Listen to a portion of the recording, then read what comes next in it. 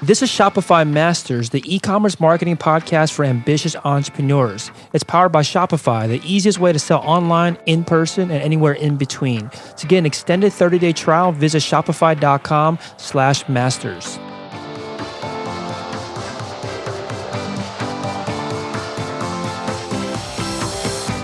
Hey entrepreneurs, my name is Felix and I'm the host of the Shopify Masters podcast. Each week we put out podcast interviews with successful e-commerce entrepreneurs or experts to give you inspiration, motivation, and actionable tips to increase your traffic and sales so your store can generate the sales you need to live the life you want. In the last episode, Travis Lochner from Beehive.com revealed how he built a business on the side by driving traffic from Tumblr. In this episode, you'll learn from an entrepreneur that believes that your competitive edge actually does not have to be your product. In this episode, you'll learn what red flags to look for when sourcing products overseas, why you don't need to sell a completely original product, and how to improve your decision making to start making decisions faster. Today, I'm joined by Brig Taylor from SlideBelts.com. That's SLIDEBELTS.com. Slide Belts redefines a classic fashion accessory with simple, subtle, stylish leather belts without holes. It was started in 2007 and based out of El Dorado Hills, California. Welcome, Brig. Hey, thanks for having me, Felix. So tell us a little bit more about your store and what are some of the most, you obviously sell belts. What are some of the most popular products that you sell? Basically the opportunity that we had was to rebrand the military belts that a lot of people are familiar with. And that's kind of a belt without holes. And so we had an opportunity to put that into the marketplace, redesign it, make it kind of cool, kind of sleek. And our most popular products are definitely belts. I mean, that's the name of the company, Slide Belts. And, down the road, we're going to get more and more into wearable tech. But right now, it's like your basic belt. And, we've basically used a couple different trends and waves to help kind of grow the business.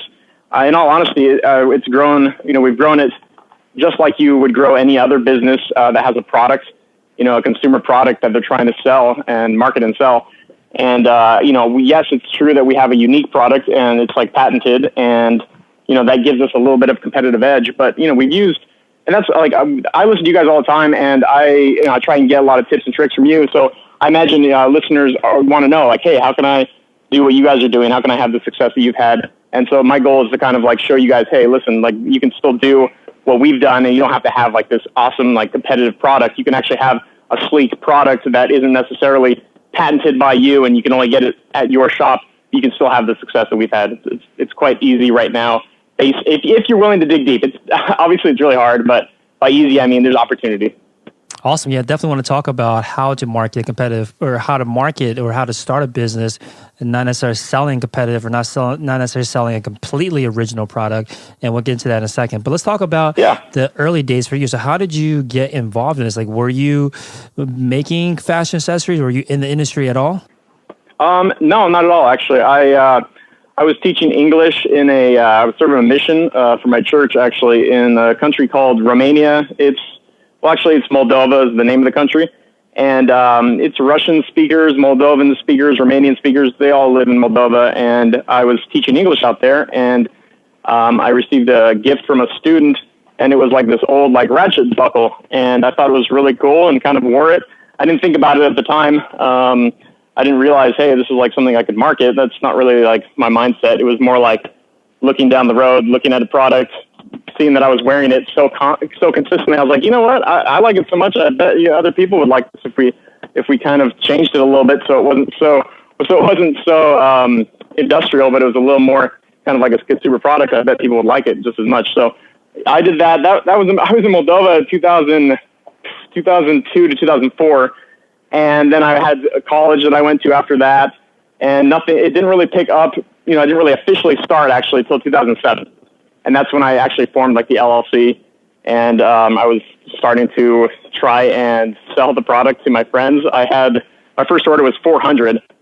The hard part was actually trying to track down the product. So, I had like this, this rugged military buckle, and I'm like, hey, I had some sketches and designs. And at the time, this is 2006, 2007, it's not as popular. Alibaba existed, but it seemed to me like it doesn't work the same way it does. It didn't work the same way it does now. It wasn't so obvious that you could source products. So in 2006, 2007, I started looking around, calling people randomly that I saw on websites or I like contact friends of friends who lived in Europe or Turkey, or they lived in like back in Moldova. I tried contacting people and be like, hey, can you help me source this? I'm trying to redesign this buckle. I'm trying to sell it. It was actually really hard. It's a lot easier now because of Alibaba. You can just log in and like find factories pretty easily now. That's cool. So you had this product already. You thought it was cool and useful for yourself, and at some point you thought that other people might be interested in too. And you said you sold 400. How did you sell those initial 400? And we'll get into this in a second right after. Yeah. But it sounded like you didn't have the product on hand at the time. But yeah, let's start with how you were able to get those first 400 sales.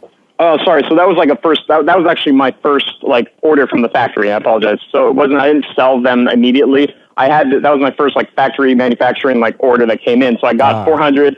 So I obviously got a prototype, confirmed the prototype. That's like a long story. There was a couple mistakes there. I had to use part of my student loan for the first prototype, and then they stole it.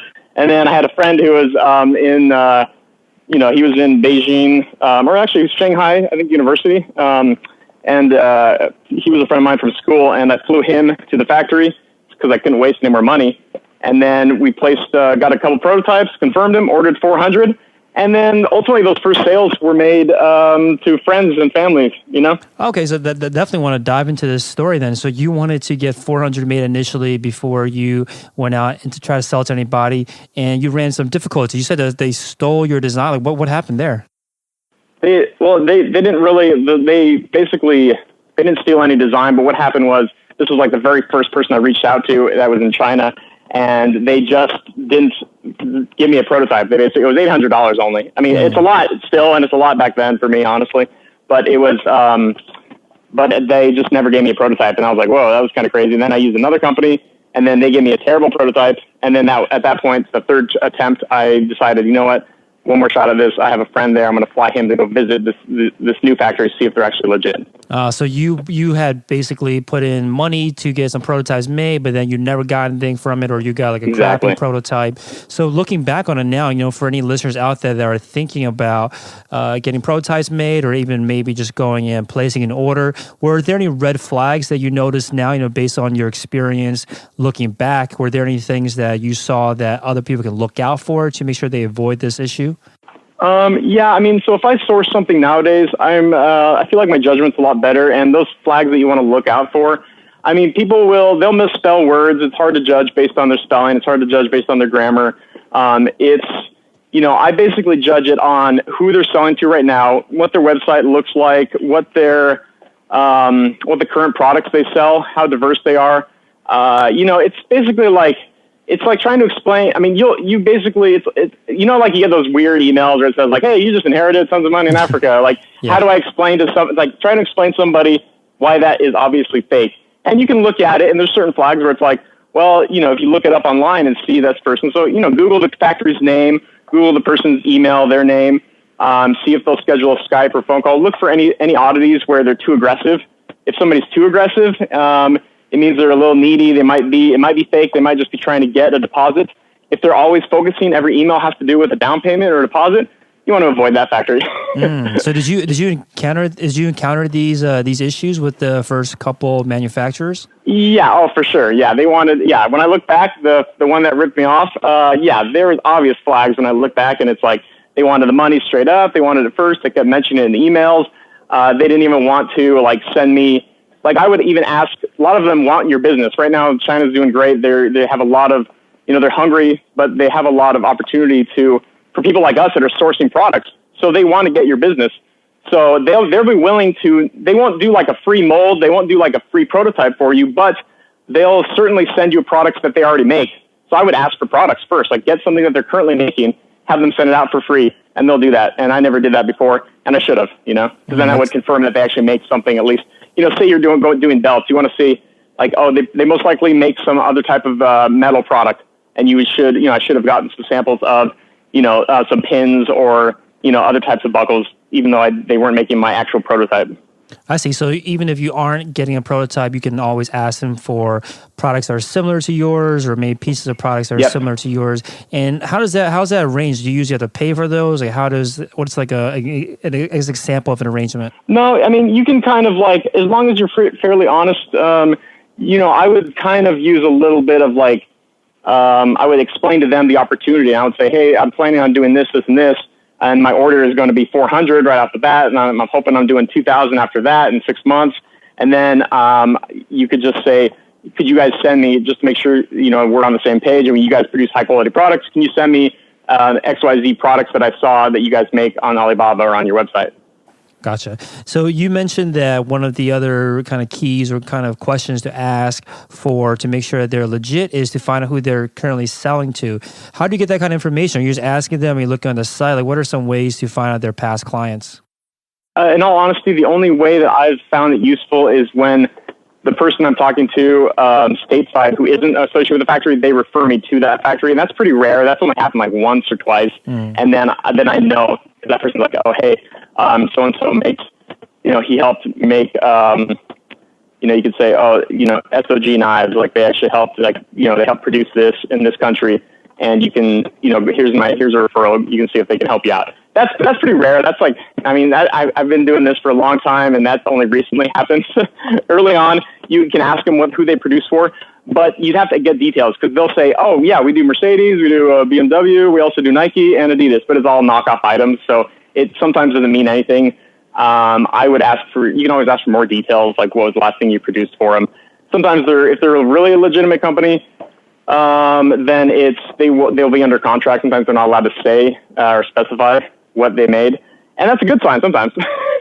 Yes, definitely. It sounds like there's just so many things to look at. So that's why I guess it made sense for you to send somebody that you knew over in China directly to these manufacturers, directly to these factories. So tell us a little bit about that. Like, I think I've heard of other people on the podcast have mentioned finding agents over there. But, if you have a friend or a colleague or somebody out over there, that's probably even better, So tell us about what is that like? What are you sending them over there to look for? Or what are you, I guess, what is the reconnaissance mission like when you go into a factory or a manufacturer? Yeah, so some awesome flags that were good that showed me I was able to spend more money on this third attempt.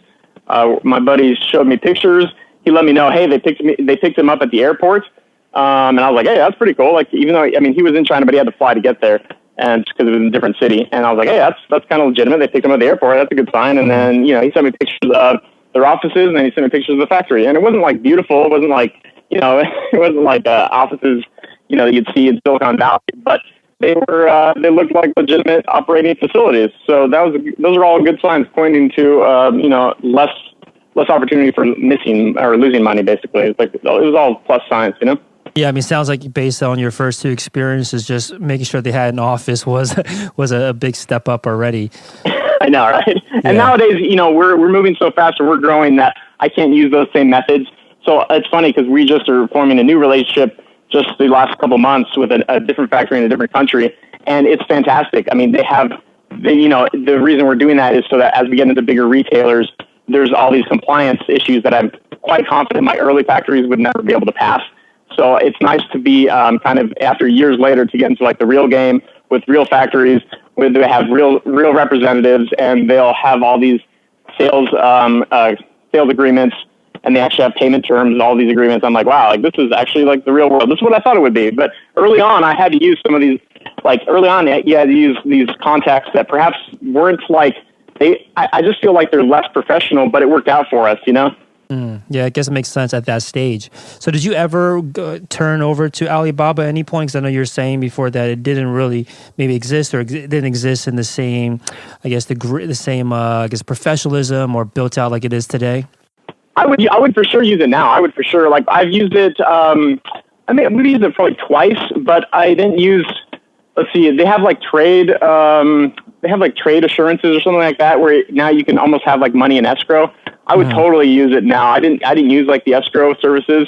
And in one of those, they both kind of worked out. I probably should have used one. We were just moving so fast that we lost a little bit of money, and the product wasn't because they ran with the money, but they just gave me something of a subpar product. So in that case, like nowadays, if you find a factory in Alibaba, they have like ratings on there. They have like references, referrals. You can look at like how long they've been in business. It's pretty safe nowadays. And I would only use a company or a factory in Alibaba that allows you to put like your money in escrow. So you actually have like an insurance.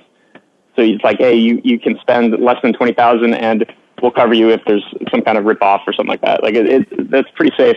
Yeah, I wouldn't do anything else otherwise. If you're starting from scratch, I wouldn't risk it using anything else.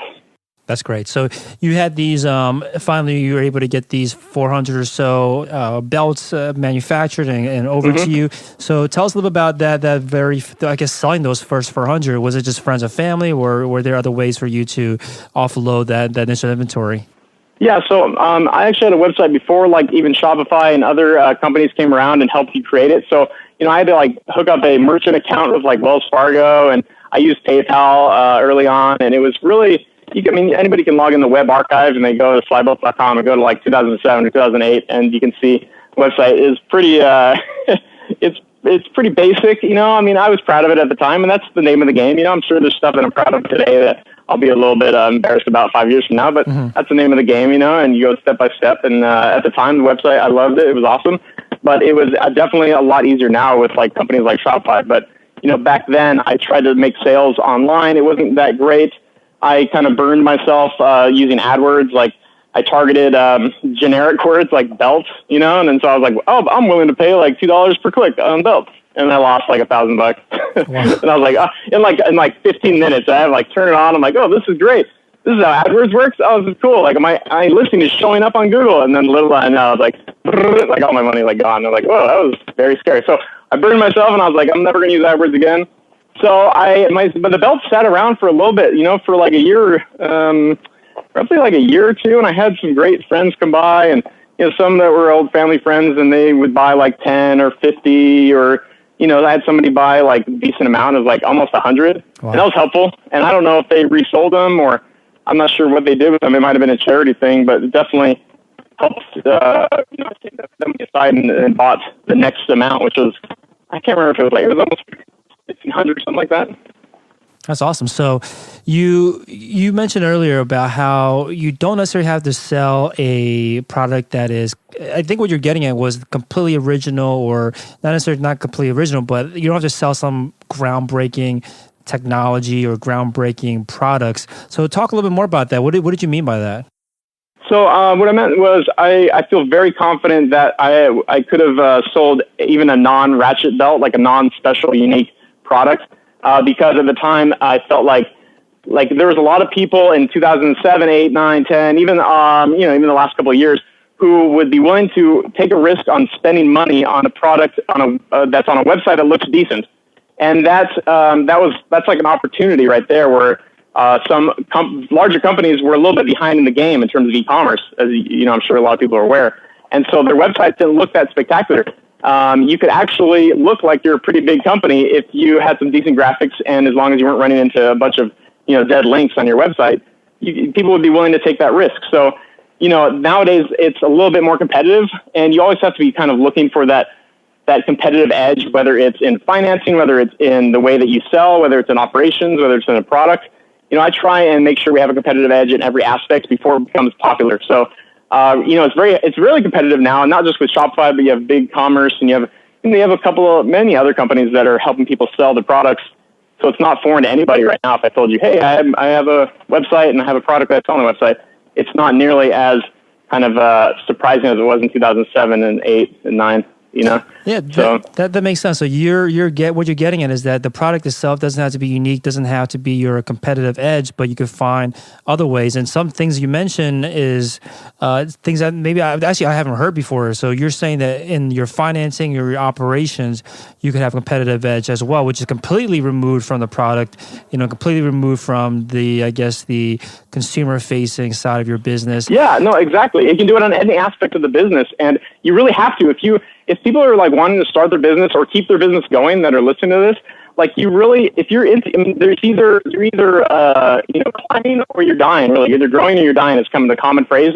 And I really mean, like I used to kind of believe that, but I really firmly believe it nowadays. And the only way to grow is not just sales. I mean, you have to innovate. I know that word's kind of beat to death nowadays, but you kind of have to innovate and have a competitive edge in every aspect of your business as much as you can. Obviously, you can't I'm not like using a teleporter to ship my products, but I'm definitely trying different ways to save money on my packaging for shipping products, Yeah, it makes sense.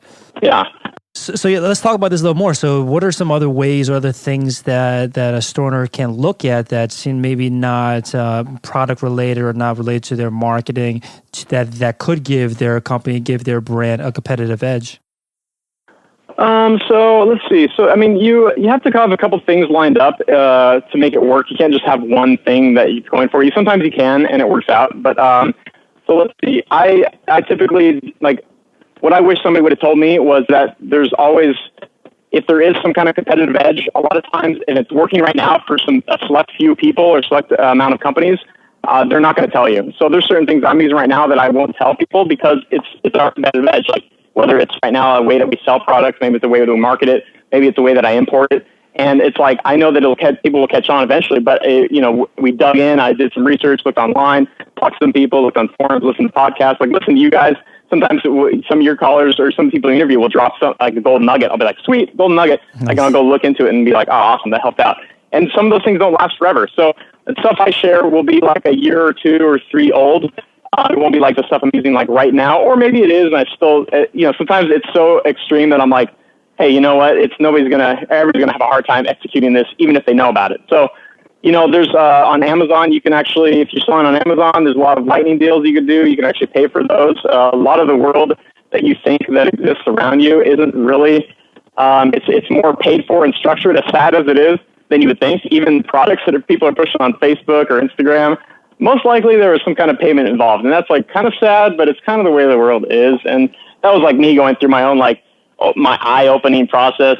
Among many eye-opening experiences in running the business, one of those was, wow, so many of these sales and these collaborations, like everybody's kind of scratching each other's back. Like, I can't believe that we're not, there's no like shadiness going on, but sometimes I was surprised to realize that there was they didn't express, hey, this was something we got paid for, or this person got paid for, and they were pushing the product.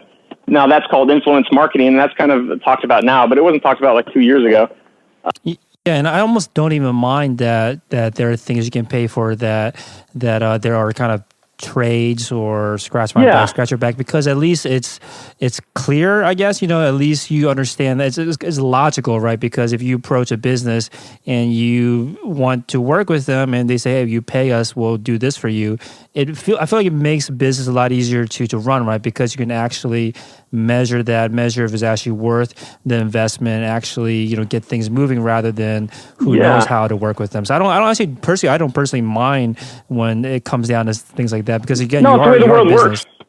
Yeah, so it's everybody. I mean, everybody's been doing it. Michael Jordan's been doing it. Like, everybody does it. Like, you see somebody drinking Gatorade, you see somebody at McDonald's, and it's an ad. Like, the people are getting paid for it. It's fine. It honestly is how the world works. I honestly was naive about it. So I'm sure there's a majority of people listening, and yourself included, were not as naive as I was. But for me, I was like, what? That's crazy. I can't believe it. No, I think a lot of me included, went through this too, where I was surprised, not necessarily surprised, but same thing that you're saying, where you think that everything is kind of done out of favor, not necessarily favors, but done out of good of their own hearts. But, a lot of it comes down to paying for things. So that makes sense.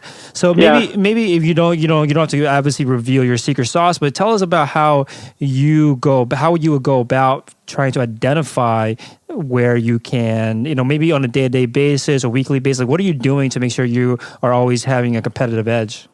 Yeah, so I mean, you just have to kind of look at. So here's an awesome trick and tip that I realize I use a lot of, and that is, look for any aspect of how you run your business. Look at other industries. Like, people they have such tunnel vision, and they would say, if they were running a paperclip company or business, and they would only look at other paperclip companies, and they would copy each other. Like, there's so many other industries that are doing mastering or dominating some aspect of their business that has nothing to do with your industry.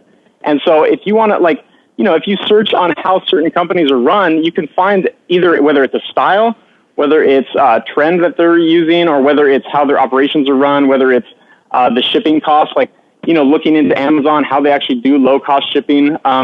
We just learned recently that you can actually do fulfilled by Amazon and not have to ship it to their warehouses. And that's like freaking awesome. Like, you actually get like their API and you print their labels, and it's like, that's fantastic. That's like, that means you don't have to have product that's sitting on the shelves in a warehouse, in Kentucky or whatever, and waiting to be sold.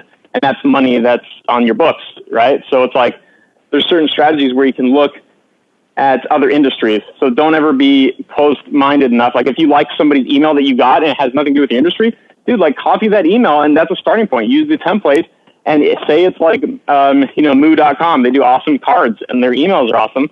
And you could make a template out of their emails and then you can improve it. And that's not a heinous crime, you know?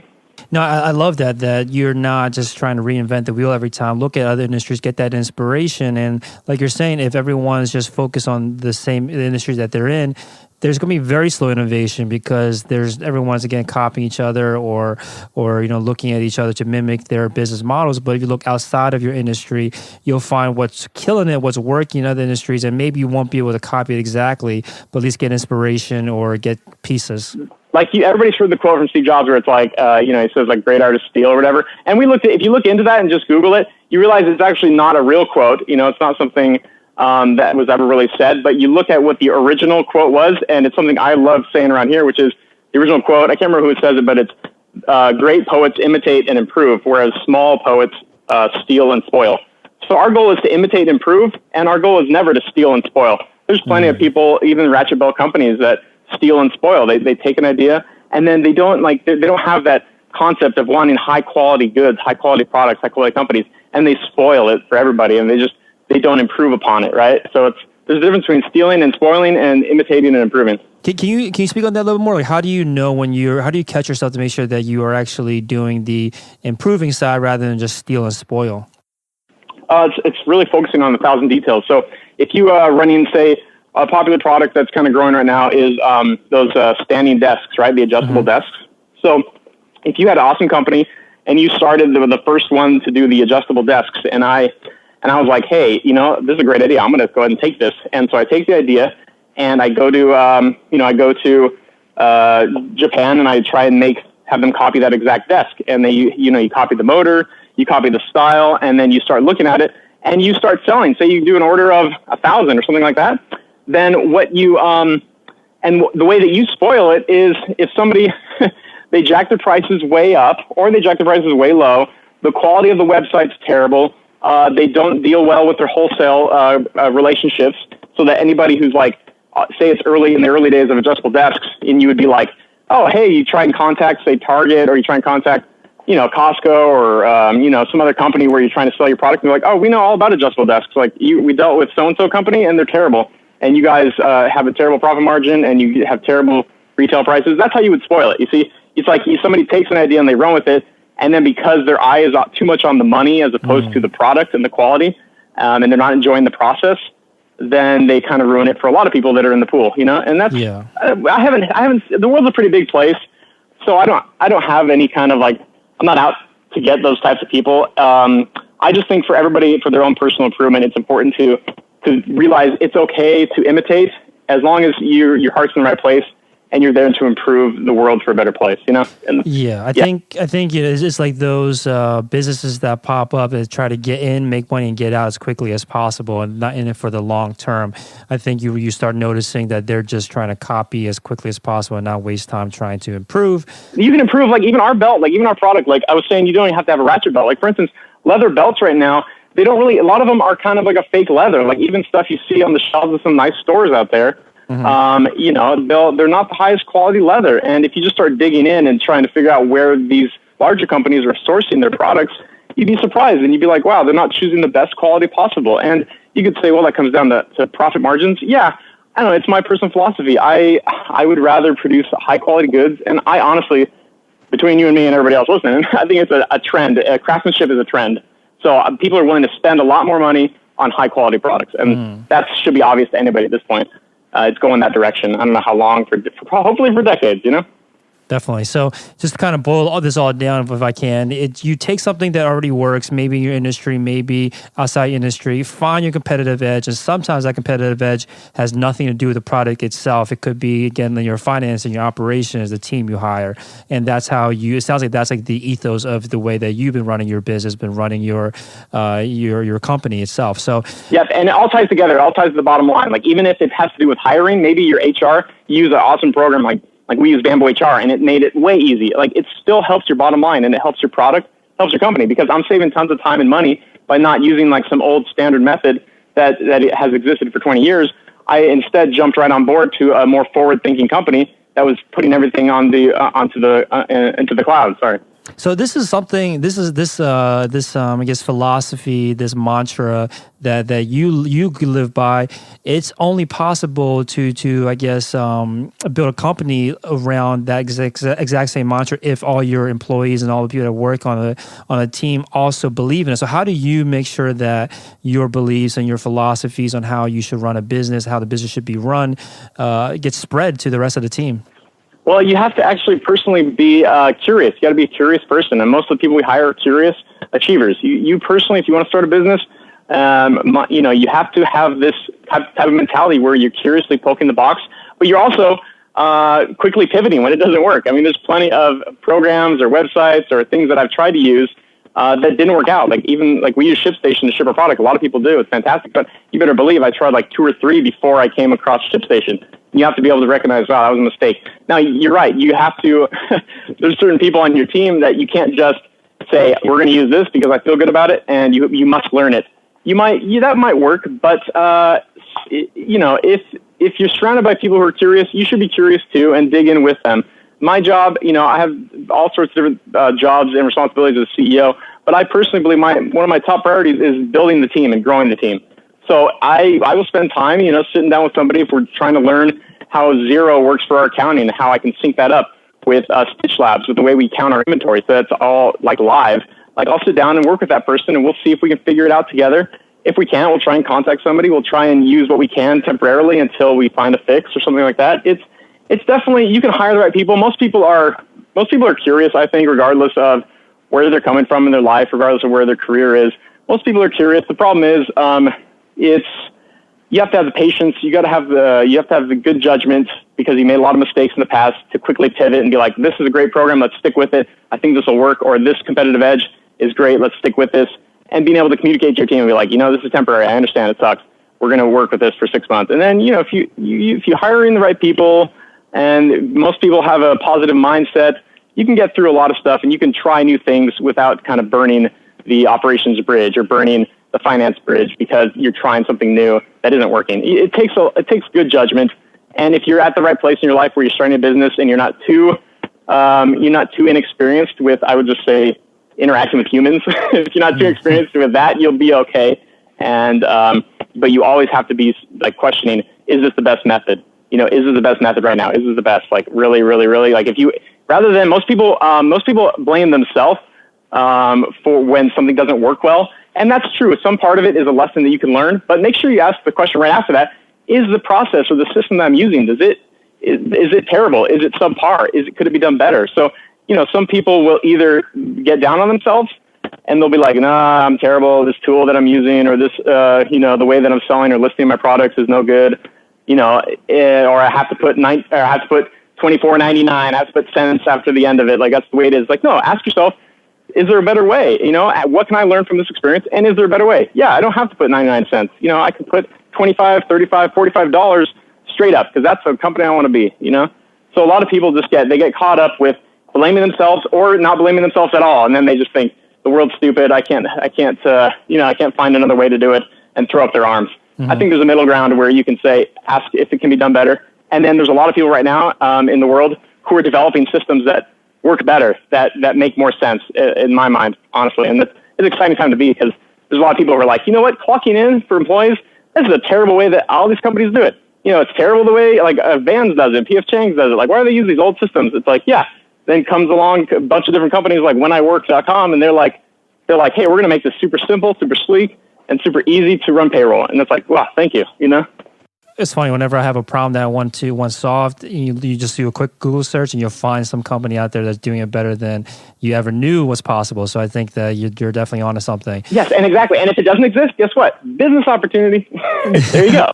Exactly. So one thing that I want to talk about that I think causes a lot of entrepreneurs, a lot of companies to stall out and potentially die is decision making. So it sounds like you make decisions very quickly, and you either try things out quickly and then you cut out what doesn't work quickly. So tell us about what is your decision making process? How do you make? And well, first of all, do you make decisions quickly? And if you do, what is your process like? Okay, so let's see. Yeah, decision making for sure. If yeah, that was one thing that I think is very key to a successful company is being able to make fast and quick decisions. Because there's I've actually tried to structure the business this way. Like we've just reincorporated in Delaware, and there's a few reasons for that. But I've also kind of improved the structure of our company to allow decisive decision making. And if you look at you look at Google and Facebook, you look at the way they structure their companies, they are allowing themselves to grow while not handicapping their management team and the ability to make decisive action. So my process is really, at the end of every meeting, and if you read a book like How Google Works by Eric Schmidt, they'll talk about the same method. If you're sitting in a meeting, you want to make sure that meeting at the very end, you ask yourself if, you have one person in charge of that meeting, and then that person asks, so what? So what's next? What's the next step? I really believe in making sure that we're not just wasting our time, like actual action is being taken. And it doesn't really matter if you're sure that the results are going to be perfect. You will learn something. You know what I'm saying? Like if we're not sure if we want to launch, say we want to launch like 3 different types of leather straps. Like we're launching a distressed leather line in a couple of weeks for Father's Day, right? And that was like 6 months ago that we planned to do that. And I wasn't sure about the patterns. I liked them, but I needed to move on to other things. So, in our team, we looked at what watch straps, like what are some awesome distressed watch straps. So we researched that. We looked at them. We talked with our supplier. We looked at what was possible. And then I said, you know what, this will be awesome. Let's go ahead and get some prototypes of these. Let's get some samples. Let's do a sample order. And let's plan on launching these on Memorial Day. And you know what? As we went forward, that seemed kind of like I kind of knew it wouldn't work out exactly as planned. But guess what? We put it in stone, and we said we're going to work our butts off just to make sure that this happens. Even though we worked really hard, I had to move that to Father's Day, and that's fine. Like we can tweak that and be like, we can tailor a distressed line of belts to Father's Day because we're going to tailor it towards like the work, like the handyman side of dad, right? And so instead of like working on Memorial Day where you're going to pitch the distressed line as something that was like awesome, like kind of like use like a color palette that kind of was like Game of Thrones, and we're going to talk about kind of like, the battle, entering the battlefield and leaving the battlefield, and we're talking about distressed leather and stuff like that. But we pivoted, and creatively, there's always so many solutions to a single problem that I think if you just don't tie yourself to one solution, you'll find that there's a lot of paths to take. So basically, be flexible and don't expect or don't even require that the actions you take will give you the perfect results, because that can stifle your speed essentially and kind of slow things down for your business. That could kill your business. Oh yeah, if you're striving for perfection, you're just going to not execute enough, and you're going to depress yourself, and that's a total. Like I believe in it personally. As much success as I've had, I also believe that I can get into a spiral of say like depression or inaction perhaps, or lack of action, or inability to execute, or lack of confidence, or lack of faith. Like you can get into a downward spiral. Right now I'm in an upward spiral, and I'm trying to build defenses around that so that I'm making sure I'm focusing on the good, making sure I'm training my team so that on down times they can lift me up just like I've lifted them up when I brought them on and trained them. So, it's building up kind of, walls against the mistakes that a lot of people make, whether they're conscious or subconscious. Like you might be leaving a meeting, everybody feels really good, but guess what? You forget, and this used to happen a lot. It doesn't happen very much to me anymore, but like we're feeling good and we're like had an awesome conversation, and then I forget to ask like, oh, what's the next step? Like, do we need to meet again, or what was the decision in this? Mm-hmm. So whenever you organize meetings, use verbs. Like make sure it's like brainstorm, decide, think about, or it's nail down a date, or it's move the ball forward.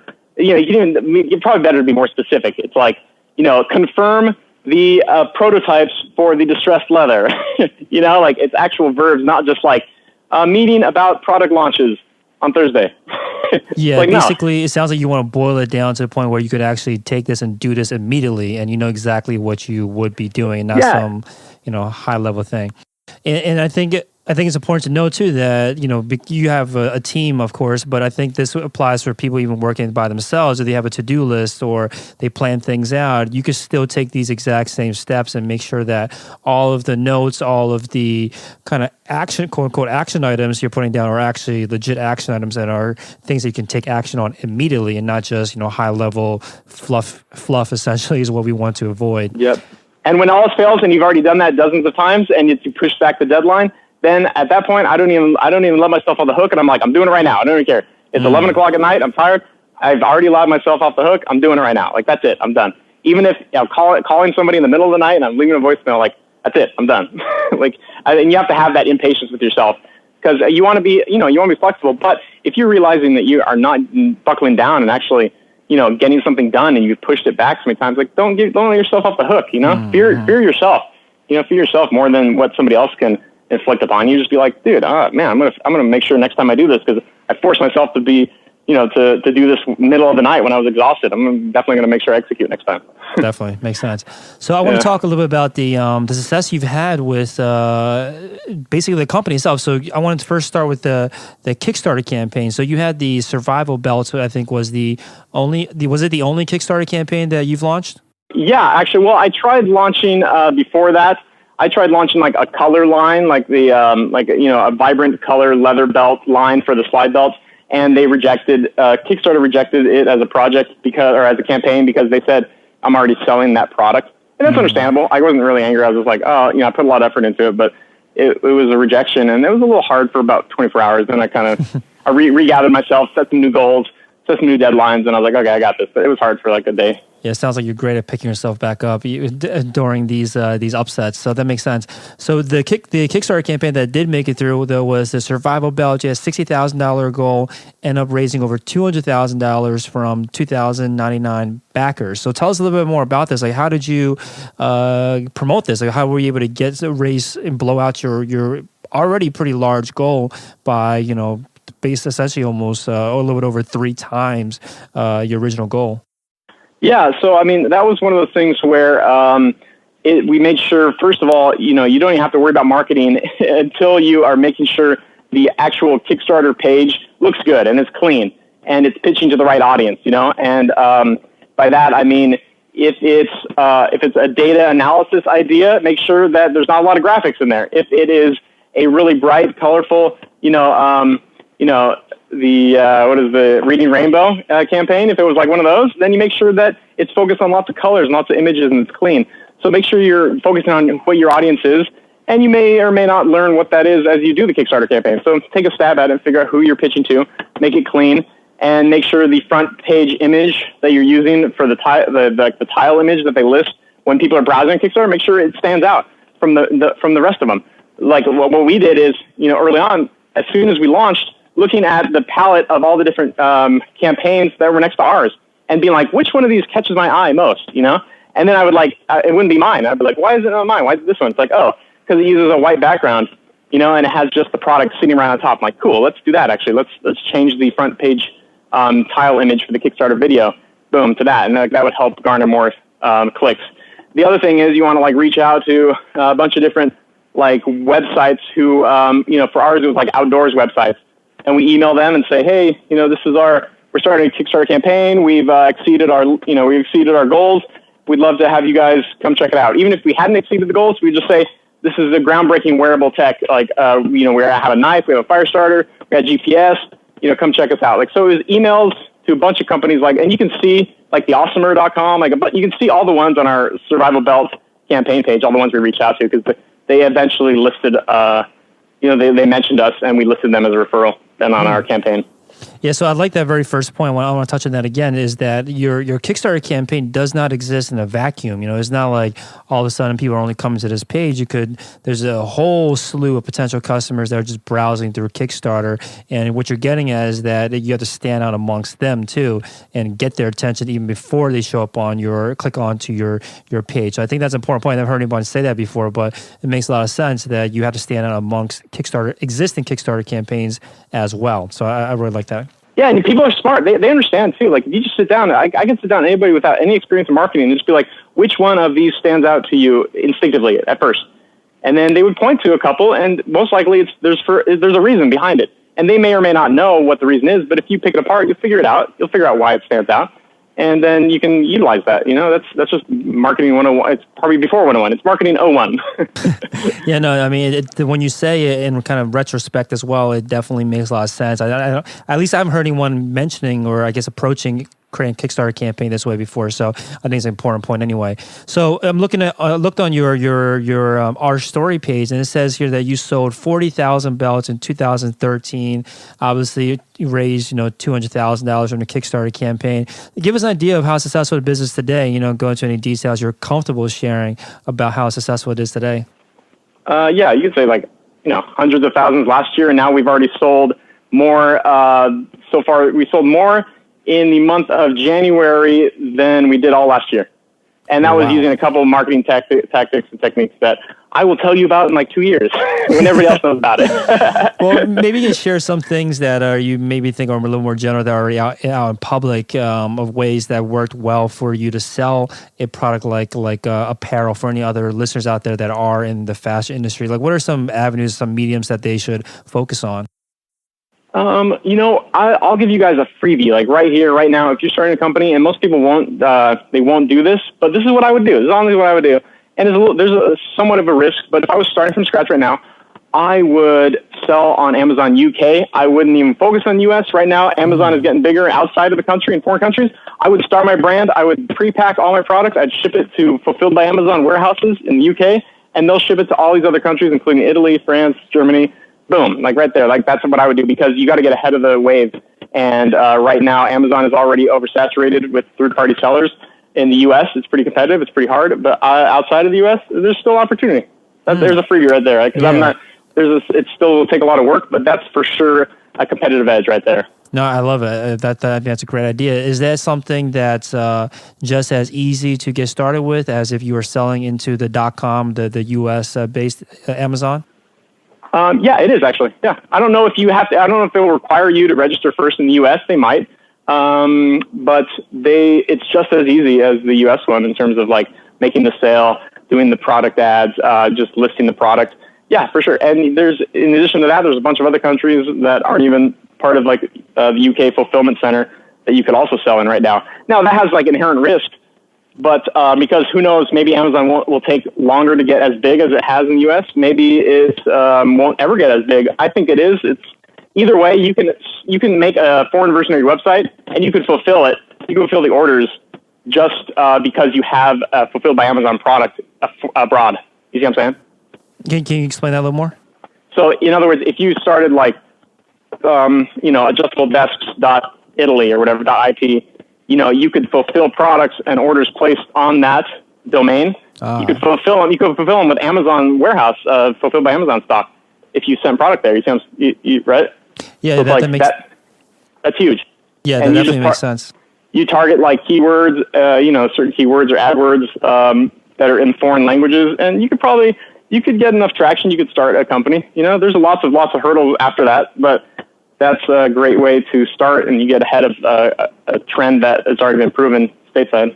Cool. So maybe to close this out, obviously because you spend so much time, it sounds like testing so many different things. What are some apps or that you and your company rely on, apps or tools that you rely on today that have, passed your screening process? So for like project management, it's we've tried a bunch of different things, including Basecamp. And ultimately, we stuck with Asana. Asana works pretty well for us. It's pretty versatile, and that's huge for communication. We're trying, otherwise your team will get inundated with emails. You yourself might have tried a bunch of different iPhone apps in terms of getting stuff done, to-do lists, all the things. That's fine. Keep trying, see what works for you, what doesn't. For me, Asana has worked for any more than one or two people projects or tasks. Asana's worked out pretty darn well. And I mentioned when I work for scheduling. Zen Payroll, which is now called Gusto for payroll. That's absolutely fantastic. Bamboo HR for HR stuff. ShipStation for shipping products. Stitch Labs, Reason for inventory. And Xero for financing. Let's see. In terms of, that's about it, really. And we have a diverse set of phones and computers. And, Yeah, we're in a regular business office that's zoned for research and development, zoned for R&D. So it allows us to have walk-ins that people can, we have a reception area that's almost like our front door, like people can come by and shop and actually buy a belt here because of what the area is zoned for. And it's not too expensive because there's also regular offices in this area. So it's not like we had to go to a high traffic, foot traffic area, especially nowadays where you can list show your company on Google Maps. And people will find you some way or another. Obviously, there's benefits to being right where all foot traffic is, but that's one thing where we're allowed to pack product, quality control, even do customization on products in the area zone for R&D. Very cool to know that was, a trick that you could employ. I think that's another great gem you dropped. Yeah. Obviously, there's a lot of people that break the rules, but that's if you, my goal is to try and break as little rules as possible. Or as Arnold Schwarzenegger says, right? Doesn't he say break the rules, but don't break the law? That's kind of like my mantra. Cool. Makes sense. So tell us about what do you have planned for the rest of the year? What are some products or things that the listeners can look out for? Yeah, dude, the survival belt is coming out, and that's going to be absolutely awesome. We've been working on that for such a long time. I had to trash the first prototype. We even had to try it in a different country. I won't say exactly where. Well, you guys will figure it out, but it's such a great product now. We've gone through so many different phases. We tried different types of metal. We tried different fiberglass, and it's going to be awesome. It's so sleek and simple that somebody will just be wearing it. And it's just nice knowing that you have a multi-tool. You have a light, you have a fire starter, you have a knife, all right there, and it's sleekly designed. So it's just you forget about it, And so that's coming out in, we're actually doing pre-orders September 1st. Well, actually, we're shipping pre-orders September 1st. We're doing pre-orders June 20th. So if anybody's listening, come to our website June 20th. You can actually buy and do a pre-order for survival belt. And awesome. I believe right now the price is probably going to be $180, but it's high quality material. You won't find anything like it anywhere else. Cool. Yeah. So this episode's going to go out by then. So you check it out now. Where should they go to again? Just slidebelts.com? Yeah, go to slidebelts.com. Or you can catch us on, Twitter or Facebook or Instagram. And you'll see us launching that at the end of June, and you'll definitely hear about it. Awesome. Great. So thanks so much, Briggs. So slidebelts.com is the website. Anywhere else you recommend that folks go check out, they want to follow along what you're up to? Just come to slidebelts.com and kind of browse around, and people can kind of see what we're up to. We post updates a lot on Instagram, so check us out there as well. Awesome. Thanks so much, Briggs. You bet, Felix. Thanks for listening to Shopify Masters, the e-commerce marketing podcast for ambitious entrepreneurs. To start your store today, visit shopify.com/masters to claim your extended 30-day free trial.